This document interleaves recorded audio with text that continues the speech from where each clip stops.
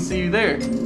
Well, as many of you have heard, here at Silverline Studios, all we do is play video games all day. I should be mixing right now, but that seems a little bit too hard. So, I'm just, mining for some gold and, kicking back, having some fun. Let's see, I haven't even named this planet yet. Bagas. Well, anyways, enough of that. Today we're gonna teach you how to play bass.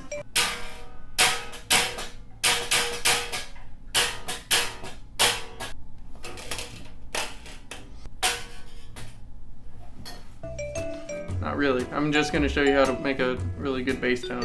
Well, you thought this would work out. Words were infected, learned to infected. This is my confession of our disconnection. Felt this way in life many times in my mind. Okay, the first thing to getting a really good bass tone is to find a bass that is decent, like this. For instance, this is a Fender Aerodyne bass, got from one of my friends, who got from one of his friends, so on. So, find a decent bass, good pickups, that's not messed up. And then the second thing you gotta do is find some really good strings. Personally, I like to use D'Addario Pro Steels, or if they don't even have those, the nickel wound. I like to use bright strings just because I like that really bright tone. As you can tell, the last band that I recorded with this didn't buy those, so they're not as bright. But just for this video, I lost this string, so I had to put this one on. This is a Pro Steel string down here. You can see how bright that is compared to the other ones. I mean, given it's a smaller string, but still. It's a lot brighter. This is the bass I use for a majority of the records I record, just because most of the bands that come in don't necessarily always have the best sounding bass, so they usually end up using this. Where the hell's my ship? Oh, it's down there. Oh shit. Nothing to see here. I'm just taking a quick break.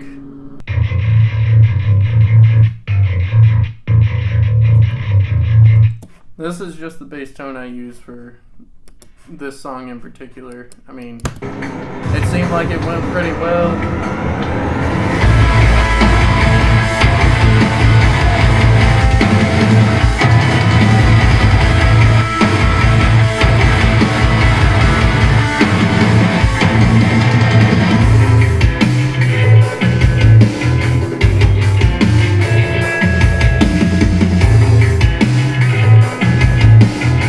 Now, this particular bass track, we ended up using,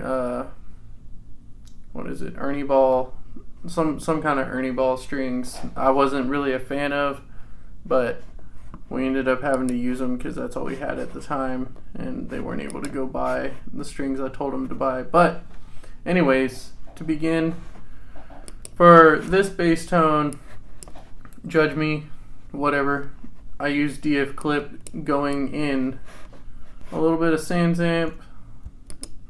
Big thing was bias. Bias you will not regret buying if you buy it. Buy bias amp, because it does wonders on clean guitars. For instance, for bass I use Bass Gent, and it sounds pretty good to me. I mean, people can do, a little bit less of the SansAmp distortion, but still. Okay, let's see. I also use Max Bass, the Renaissance, limiter, little EQ.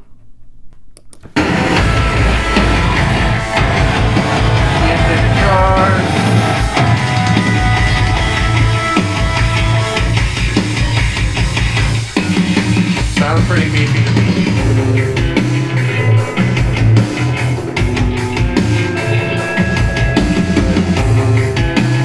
But what do I know? I just do this for a living every day, pretty much.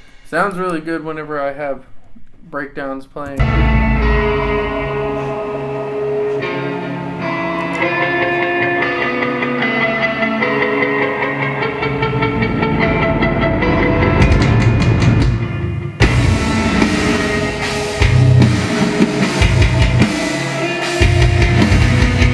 in with the guitar really well.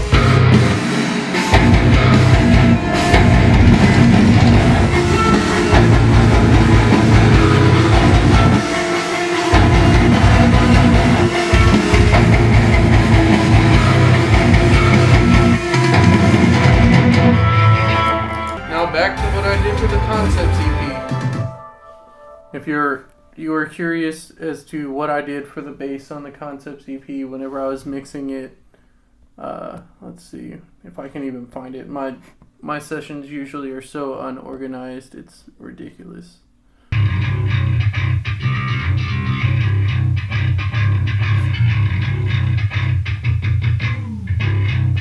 So for this bass track, I didn't really put that much on the bass itself. I just, going in, this was before I had my new method, was, you know, just some Renaissance. I didn't even put the Sans amp. So you can see the difference whenever I take the bias amp off, or hear the difference. It's all about that bass gent. Bass gent, gotta have some good old preamp, some good old stuff all up on here. Some good old EQ, scoop out some of the mids. Some good old R bass. You can hear the difference whenever I take R bass off. And just a limiter. I know I'm like limiting the crap out of the bass, but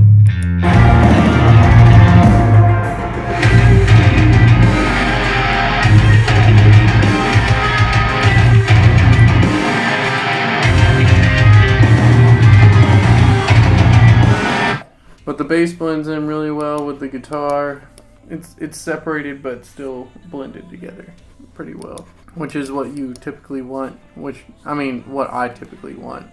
Another thing I forgot to mention was going in to the interface, I use my LA610 Mark II, and I usually just make those tubes burn. No, I usually keep it on around 5, and then just I'll adjust the EQ accordingly to how I feel. Just very light compression, and going in it sounds really clean. I usually keep my interface, the level that the preamp is going into, I usually keep it at 0 or 1, and this we will talk about another time. This is my custom preamp I had made. Yeah, it's a beast. Until next time, at Silverline Studios,